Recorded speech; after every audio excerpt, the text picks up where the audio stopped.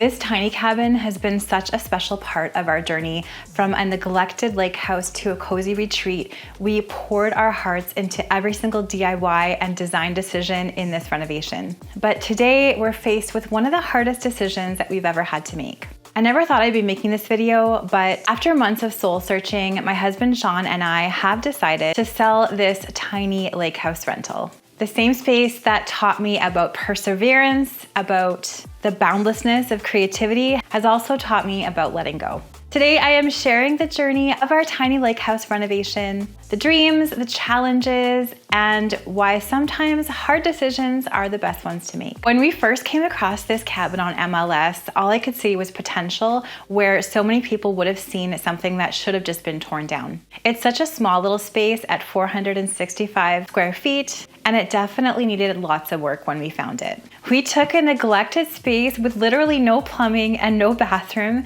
and we turned it into the coziest little retreat that has been loved by hundreds of guests over the past couple years, and our family too.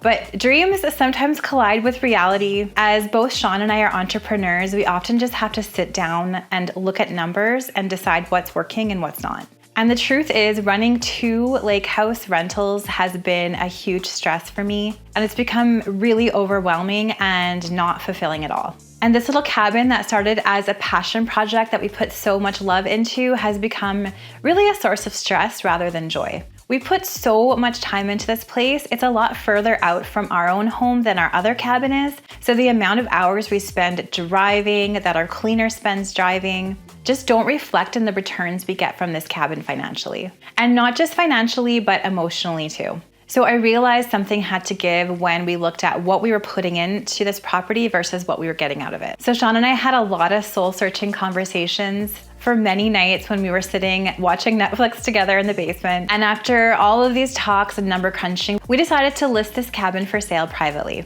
But we never expected what would happen next. There was a ton of interest, and in only 10 days, we got an amazing offer on the cabin and we decided to accept it. And sometimes when you make hard decisions, things fall into place like this, and it was just a confirmation that we were making the right decision. And this is really bittersweet for me, but I believe it's the right decision and just a little plot twist in our story. So before we turn the page, let's take a look back at the journey of this cabin renovation that forever changed how I see the potential in spaces.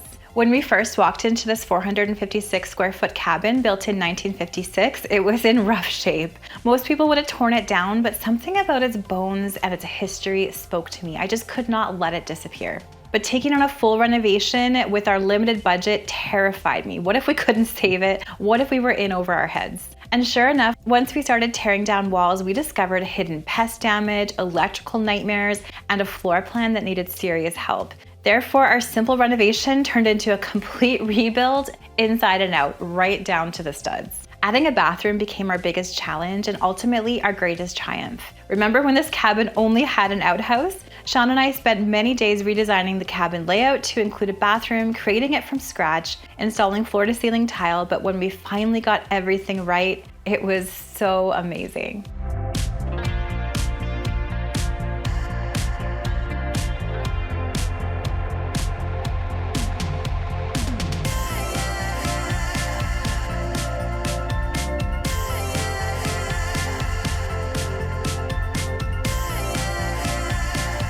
The little kitchen is also one of my favorite spaces. We had to be super creative with budget IKEA kitchen cabinets to get everything to fit in this little space.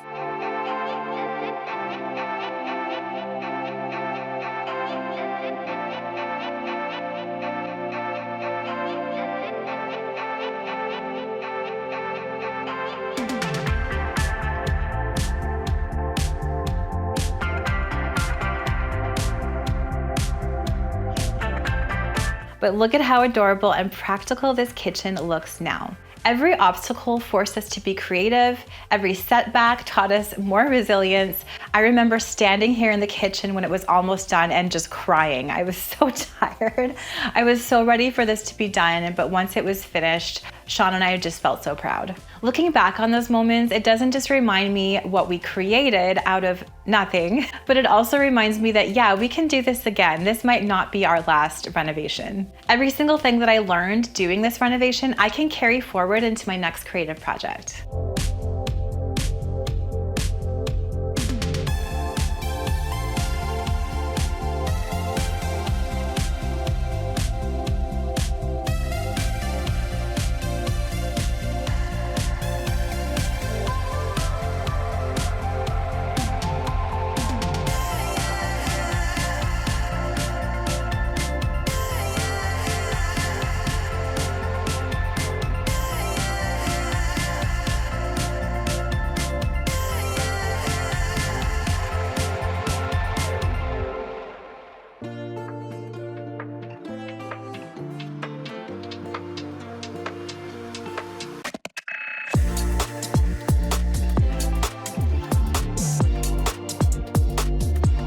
So what happens when you close one chapter? You get to open another chapter or revisit some things that maybe need a little more attention. Now that the tiny cabin has its new owner, we can put more of our time, money, and effort into our other lake house rental and our own home too.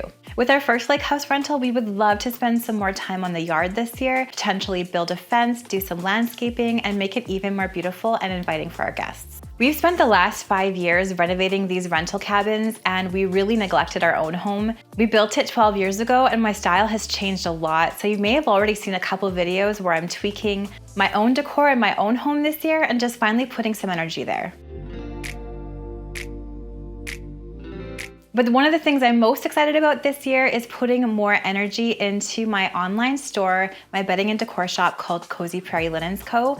I started this last year. I've been really enjoying how it's been going, and I'm designing new products for it, so I can't wait to share those with you soon. And I don't see this as the end of our renovation adventures. I'm hoping it's the beginning. Life is weird, life is funny, so you never know, maybe we'll come across some other build or renovation project together.